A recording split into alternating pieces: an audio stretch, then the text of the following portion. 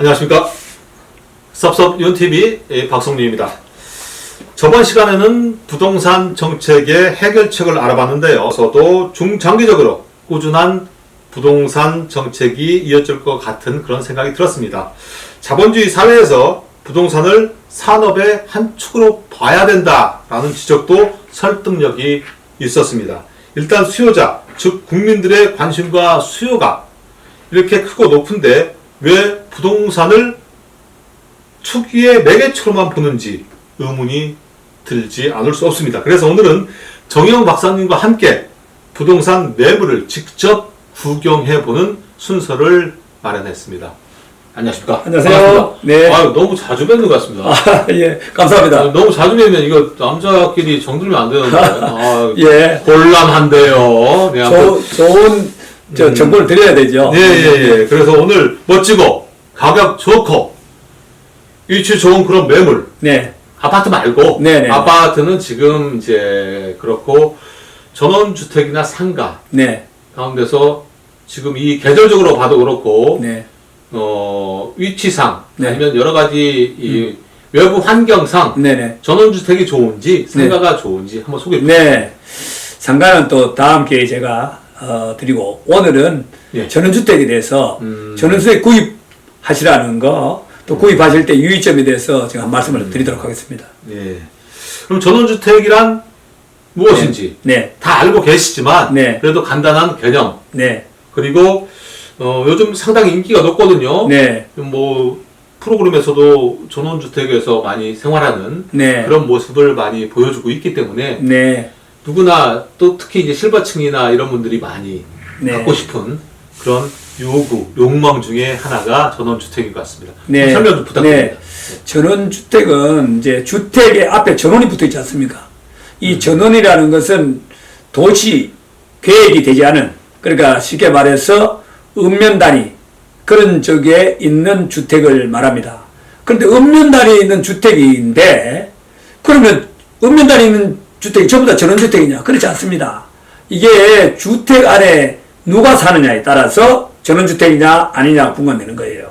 그래서 농사 짓는 사람이 사시면은 농가주택이 되고 그 집에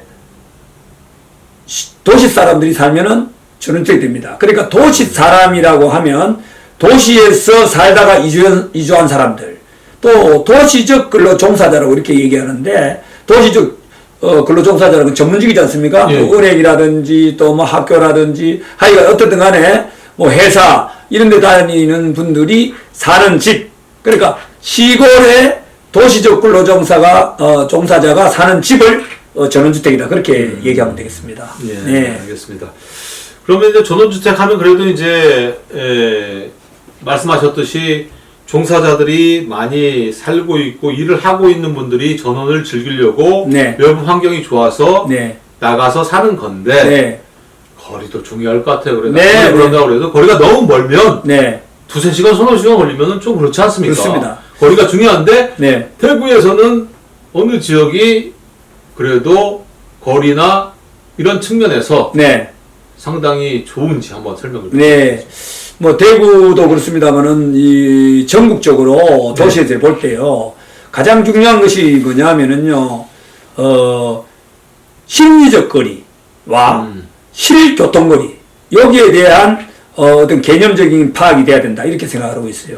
그래서 대구로 본다면은 경상 하면 심리적으로 어떻습니까? 굉장히 가까워 보이죠. 경상, 예, 맞습니다. 가까이 보이죠. 그 다음에 예를 들어가 청송 굉장히 멀어 보이죠.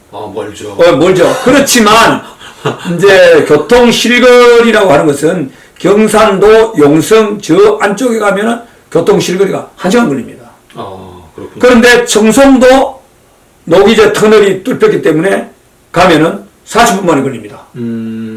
그렇게 된다면은 결국은 교통 실거리와 심적 거리를 극복해야 된다. 그러니까 막연히 멀구나 이렇게 생각하지 마시고 그렇게 이제 돼야 되고 또 하나는 뭐냐면은요. 내가 이제 주로 움직이는 시간대를 봐야 되거죠. 그렇죠. 어떤 지역에 보면은 내가 시간은 거리는 얼마 안 되는데 내가 움직이는 시간이 그때 교통이 많이 막힌다. 그럼 1시간 반 걸리잖아요. 그렇죠. 그러니까 내가 움직이는 시간에 교통이 좀 복잡지 않으면 어떻게 되겠습니까?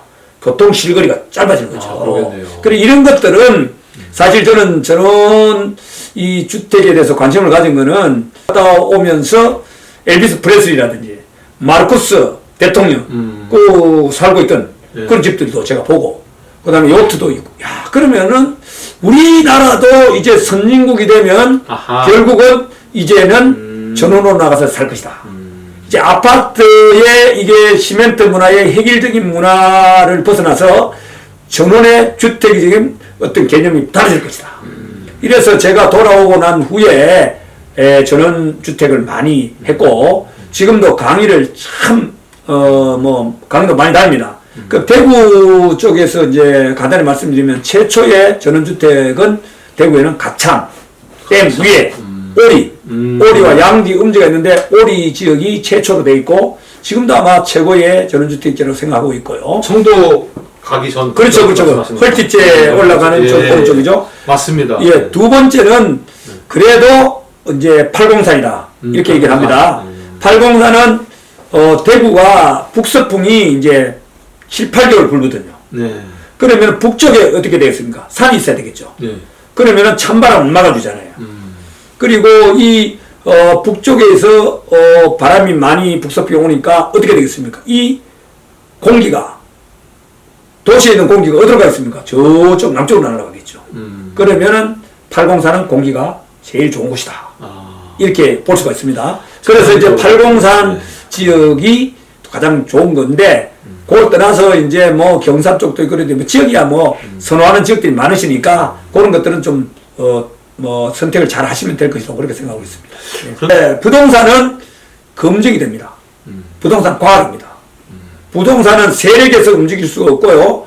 과거에 있었던 것이 경험치로 미래에 반영될 수 있는 것인데 주식은 어떻게 보면은 과거가 어떻게 됐는데 미래가 된다는 그건 전문가들이 보니까 뭐 전에 뭐 그런 얘기 있더라고. 문어가 더 잘 맞추느냐 뭐 이런 얘기 있는데 저는 잘 모르겠습니다만은 어떻게 얘기를 하다 보니까 네. 이 물량도 상당히 많고 이런데 이런 쪽으로 이제 눈을 돌리는 것도 네. 중장기적으로는 한 방법이지 않을까. 자, 그래서 전원주택은요 예. 겨울에 사야 됩니다. 그러니까 구매하는 제가 조건하고 네. 시기를 물어보려고 하죠. 겨울에 사야 되는 이유가요. 네. 자, 여러분들 그렇게 생각할 거예요. 겨울에 무슨 바람 쌩쌩거리는데 전원에 나가기도 싫은데 무슨 가냐 이렇게 얘기하는데 지금요 가전제품 특히나 에어컨을 겨울에 팝니다. 홈쇼핑 보면. 그렇죠. 그 왜 그러냐? 세일로 추우면 추울수록에 야 내가 이때 사는데 얼마나 싸게 사겠느냐 이런 소비자 심리가 있다는 얘기를 제가 들었습니다. 그래서 전자제품 여름에 안 팔고 에어컨을 겨울에 판다 이런 얘기 있는 것처럼 전원주택만은 겨울에 사셔야 됩니다. 왜 그러냐면 전원에 나가보시면 지금은 이 사진에 보시다시피 정말 황량하고 꽃도 하나도 없고요. 나무 잎은 다 지고요.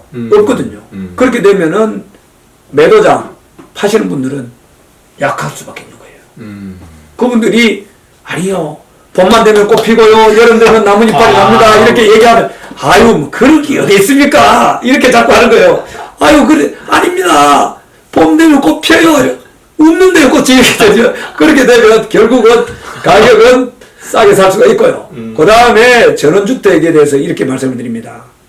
전원주택은 좀 표현이 좀 죄송합니다만은 미친 사람이 짓는 집을 안 미친 사람이 산다 이런 얘기 있어요. 미친 사람이 집을 짓는 게 전원주택이고 네네. 안 미친 사람이 사는 게 또 전원주택이다. 그렇죠. 이런 말씀이십니까? 그렇죠. 그러니까 미친 사람이라는 얘기가 왜 그러냐면 예. 집을 하나 짓다 보면 발이 하나 옮기는데도 돈이 500만 원 들어가죠. 예를 들어서 뭐 크게는 또 나무 하나 소나무 하나 심는 데는 어떻게 되냐? 뭐 수천만 원 들어갑니다. 지금 지금 사진에 보고 계시는 이 집은 어떠냐면은 소나무가 몇 그루냐면 40그루예요. 소나무가 오늘 소개할 이 예, 지금 40그루 이 소나무 40그루가 안 미쳤으면 40그루를 심겠어요. 40그루나 됩니까? 그렇죠. 예. 그래 40그루를 심어 놓았는데 그러니까 우리는 웃으면서 있거든요. 뭐 소나무 저는 필요 없어요. 이런 식으로 사면 되는 거예요. 돈은 그래. 그리고 또 하나는요. 이게 주택이라는 것은요. 중요한 거는 내가 주세를 건 것이냐 그냥 아니냐. 뭐 예를 들어 가지고 주말주택이냐. 그래서 퍼스트 하우스냐 세컨드 하우스냐 이것이 구분돼야 됩니다. 왜냐하면 주생활 근거지가 아닌 주말주택에다 많은 돈을 들여서는 안 되잖아요. 네. 그렇죠? 네. 그래서 그것이 대단히 중요한 의미를 가지고 있고요. 또 하나는 주택은, 전원주택은 자기가 사는 땅, 그보다 더 중요한 것이 이제 밖에 있는 풍경이에요. 풍경을 이제 우리 전문적인 용어로 차경이라고 얘기합니다. 빌려서 본다. 이런 얘기 했거든요. 제가 전라도로 정자 여행을 떠난 적이 있습니다. 정자 있지 않습니까? 예. 뭐 송강정도 있고 뭐 이랬잖아요. 가보니까 우리 무태 계시는 분들이 정자를 보고 와, 잘 지었다, 잘 지었다 이렇게 얘기하시더라고요. 그게 맞는 얘기입니까? 정자 잘 짓는 게 중요한 겁니까? 그럼 뭐라고 얘기해야 됩니까? 아니죠. 정자는 왜 지었느냐? 정자에서 바라보는 풍광을 위해서 지은 것이지. 정자를 왜 거기다 지었겠어요? 그래, 그게 잘못됐다는 거예요. 그러면 어떻게 될까요? 정자에 가실 때는 어떻게 됩니까?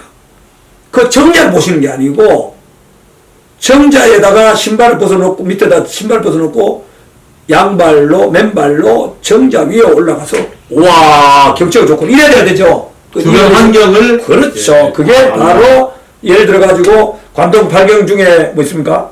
예를 들어 월성 정도 가보면 소나무다.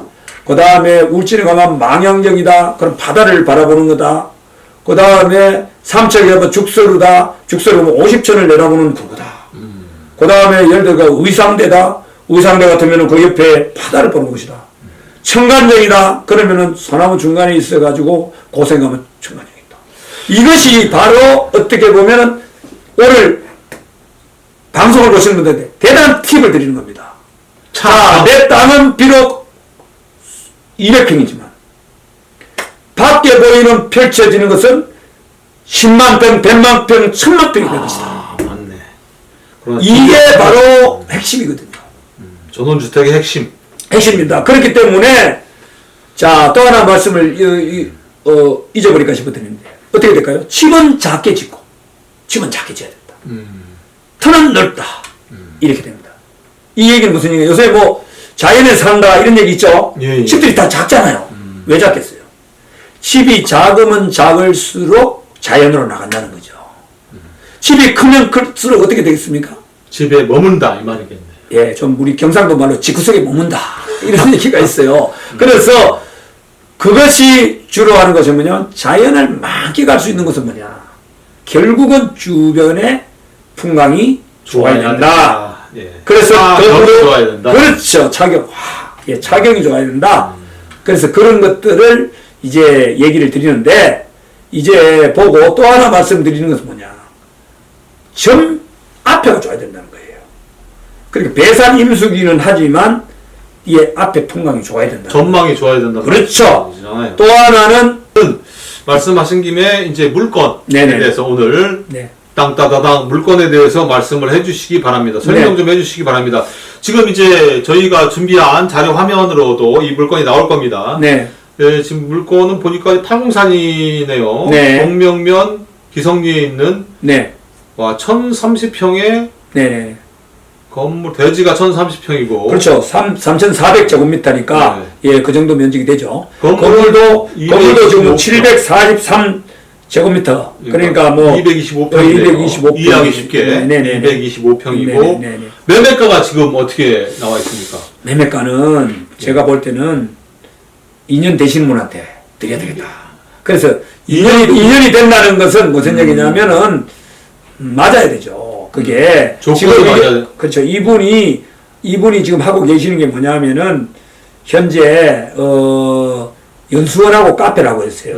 근데 연수원이 지금 코로나 때문에 그렇죠, 그렇죠. 전혀 안 됩니다. 카페 연수원 다 그래서 이분은 문화원을 하고 계시는데 외국 그걸 하고 계세요. 아하. 그래서 여기서 연수원하고 있는데 안 되거든요. 근데 이런 분들이 똑같은 스토리로 해서는 안 된다는 거예요. 지금 매매 금액은 45억 정도 됩니다.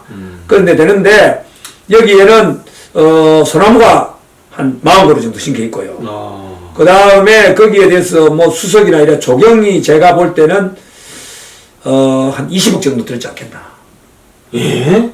45억 별도 비용 아니죠. 그 판매죠. 포함된 거죠? 이게 그렇죠. 다? 예, 예. 소나무 소나무 한 그루에 자, 1,000만 원만 계산해도.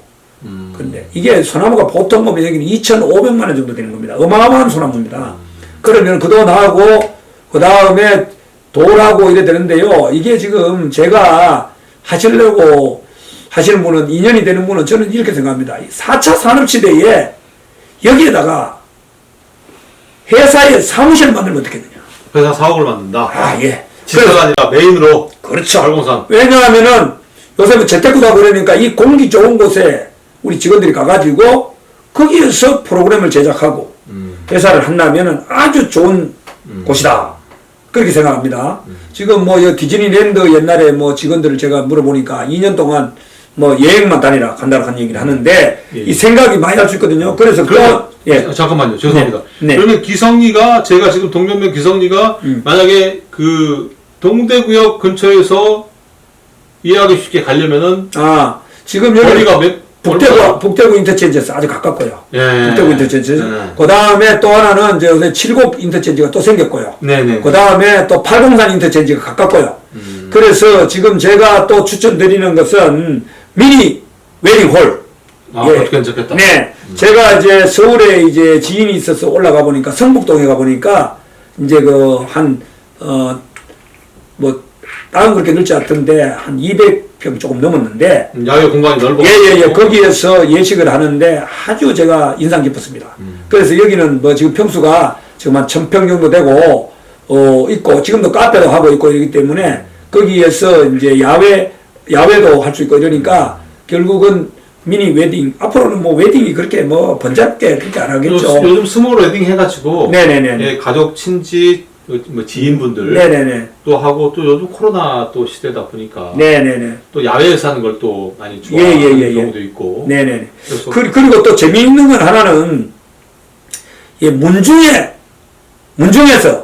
요새 문중에서 돈들이 많습니다. 왜냐하면은 재개발, 재건축하다 보니까 상가주 계시던 게 돈이 막 엄청나게 돼버렸어요. 그래서 옛날에 뭐 제실이라고 이러는데 제실까지는 좀 그렇고, 뭐 제실도 됩니다만 문중 사무실을 이런 것들을 하나 해가지고 이제 어떻게 보면은 이거 소문중이다. 이런 것들도 괜찮을 것 같습니다. 또 하나는 문중을 하면서 거기에 뭐 예. 문중에 관련된 박물관, 전시 공간을 마련하는 그렇죠, 것도 그렇죠. 홍보 효과가 되니까 그렇죠. 자기 괜찮은데요. 이제 예. 소문중이나 또 그 조상 중에서도 또 이렇게 조금 계시는 거 모시면 되고요. 예. 그래서 보면은 후손들이 아주 긍지를 가질 수 있는 이런 방법도 있고요. 요사이 또 보면은 그 제주도 같은 데 가면은 미니 박물관들이 많이 있습니다. 박물관. 뭐 프랑스에 여행을 하다 보면 거의 박물관 문화들 아니지 않습니까? 그래서 예를 들어 가지고 뭐 카메라를 많이 모아놓았다든지 뭐 치구기를 모았다든지 그 다음에 뭐 예를 들어서 이런 것들을 소장품들이 많이 있는 분들이 있습니다. 그런 분들이 어떻게 해서 그것을 구경 직접 할 수도 있고 또 하나는 제가 꼭 해보고 싶은 것 중에 하나 있는데 삼림 도서관을 여기다 만들었으면 좋겠다.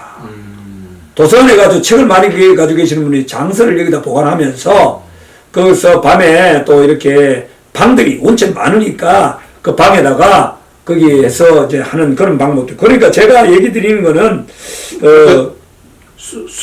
숙식도 되는 그렇죠. 그런 도서관을 만들어 그렇죠. 도서관 자체가 조금 예를 들어 가지고 어떻습니까? 뭐 호텔에 가가지고 자기가 이렇게 묵으면 좀 이렇게 구상하기도 좀 어렵잖아요. 그러니 뭐 1시, 2시, 3시까지도 그래서 이제 좀 시간을 내어서 책도 읽고 육아를 할 수 있다 이런 생각이 들고요. 또 하나는 이제 요새 치유센터가 많이 있습니다. 치유센터, 명상 예. 그런 것들도 굉장히 좋은 부분이다 이렇게 생각해요. 그러니까 이게 지금 사실은 이거는 건물이 대구에서 유명한 건설회사의 회장님이 직접 지으신 겁니다. 직접 지으셨다가 또 어떻게 뭐 여치 않아 가지고 물건으로 나왔는데 이것들은 다시는 만들어낼 수 없는 거다. 왜냐하면 그 비용을 들여 가지고 이걸 할 수가 없다는 거죠. 그러니까 이런 것들이 또 귀하게 또 쓸 수가 있다는 거죠. 그래서 이제 또 하나는 뭐 예를 들어서 뭐 서예원을 한다든지 방금 말씀하신 대로는 또 미술관을 한다든지 그렇지 않습니까?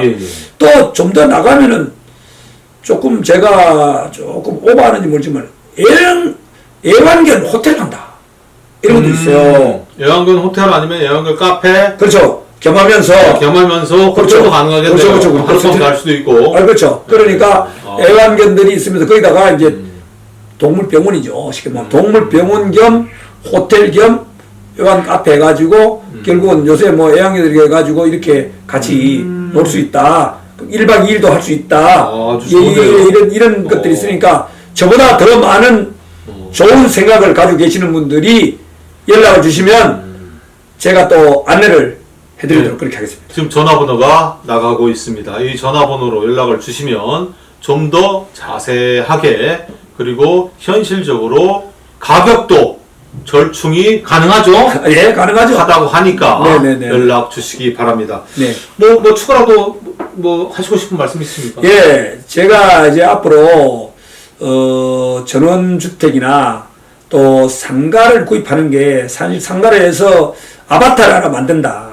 연금 플러스 월세가 얼마나 보장되는 것이 된다면은 얼마나 행복하겠습니까? 네. 그런 것들을 계속적으로 여러분들에게 드릴 생각입니다. 네. 그래서 기회 있을 때마다 네. 드리려고 합니다. 다음 시간에는 예, 그러십시오. 가능하면 더 좋은 정보를 가지고 여러분들을 찾아뵙도록 하겠습니다. 네, 감사합니다. 잘 들었습니다. 네, 오늘 말씀 잘 들었고요. 아까 말씀하셨듯이 궁금한 점이 있으시면 이 전화번호로 정용 박사님한테 직접 여쭤보는 것도 좋은 방법일 것 같습니다. 언제나 감사합니다. 다음 시간에 뵙겠습니다. 고맙습니다.